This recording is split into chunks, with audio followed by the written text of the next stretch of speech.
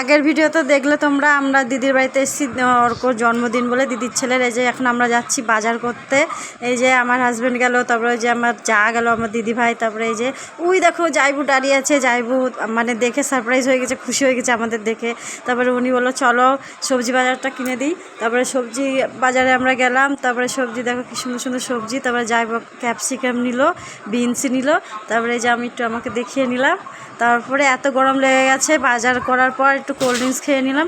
Cold drinks খাওয়ার পর তারপরে একটু চাও খেয়ে নিলাম। চাটাও সেই মানে টেস্ট ছিল, চাটা হেভি টেস্ট ছিল। তারপরে চাটা খাওয়ার পর তারপরে আমরা গেলাম বাজার কলকাতা।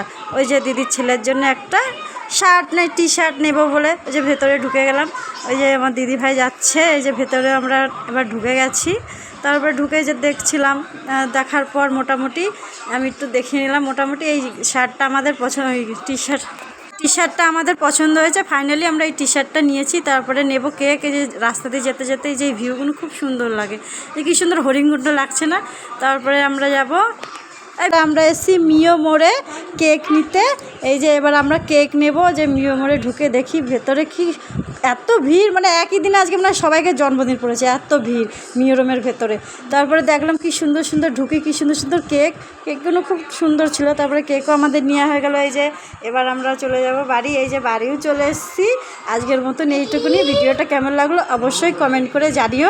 আরও পরবর্তী ভিডিও কেক কাটিংয়ের ভিডিও তোমাদের সঙ্গে শেয়ার করব। আজকের মতন এখানেই টাটা, সবাই ভালো থেকো।